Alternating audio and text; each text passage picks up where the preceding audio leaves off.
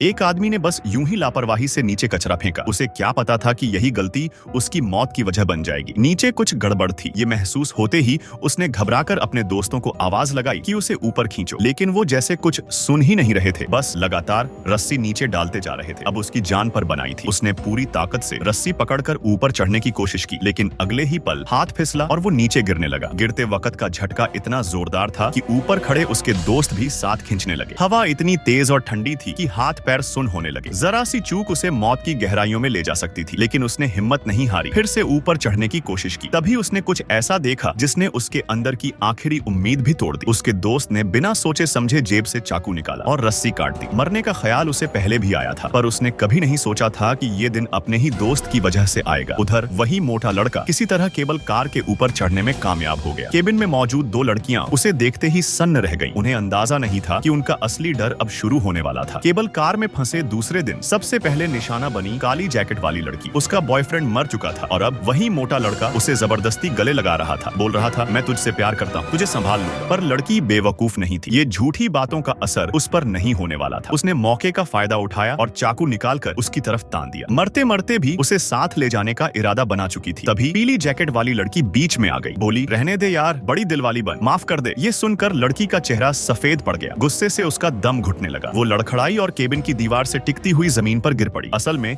जब उसका बॉयफ्रेंड नीचे गिरा था तो एक लोहे की रॉड उसके पैर में चुभ गई थी और इतनी भयानक ठंड में ये चोट उसके लिए मौत का फरमान साबित हो रही थी। मोटा लड़का आगे बढ़ना चाहता था, लेकिन तभी आसमान में किसी हवाई जहाज की आवाज सुनाई दी। उसने तुरंत लड़की को छोड़ दिया और सीढ़ी लगाकर ऊपर चढ़ गया। पीली जैकेट वाली भी उसके पीछे पीछे ऊपर गई। उसने आतिशबाजी निकाली और बचाव के लिए चिल्लाने लगी, लेकिन भीषण ठंड और तेज हवा में उसकी आवाज कहीं गुम हो गई। मोटा लड़का बुरी तरह झुंझला गया। गुस्से में पीली जैकेट वाली को धक्का मारते हुए बोला, तू तो हट ना यहाँ से। वो लड़खड़ा गई, लेकिन चुप रही। कोई विरोध नहीं किया, बस चुपचाप पीछे हट गई। जब वो वापस केबिन में जाने लगी तो देखा दरवाजा अंदर से लॉक था। उसने पूरी ताकत लगा ली, लेकिन दरवाजा नहीं खुला। तभी उसे एहसास हुआ अंदर वाली लड़की बदला ले रही है। इसी बीच मोटे की नजर उसके गले की चाबी पर गई। अब उसके दिमाग में एक प्लान आया। अगर ये लड़की नीचे लटक कर दरवाजा खोले तो वे वापस अंदर जा सकते हैं, लेकिन नीचे जो था वो तो सीधा मौत का कुआं था। वो डर गई, मगर मोटा उसे जबरदस्ती नीचे भेजने की धमकी देने लगा। कभी तो वही लड़का उसकी हर बात मानता था और अब उसे मरने भेज रहा था। इस बीच आतिशबाजी बुझने ही वाली थी। मोटे के चेहरे पर एक बार फिर वही शैतानी मुस्कान लौट आई। वो चाकू लेकर उसके पास आया, लेकिन लड़की ने अचानक आतिशबाजी उसके मुंह पर दे मारी। वो जल उठा, कपड़े जल गए, चेहरा झुलस गया। लड़की के चेहरे पर एक सख्त मुस्कान थी। उसने एक जंग खाई रॉड उठाई और डर को एक तरफ रखते हुए नीचे उतरने लगी। नीचे से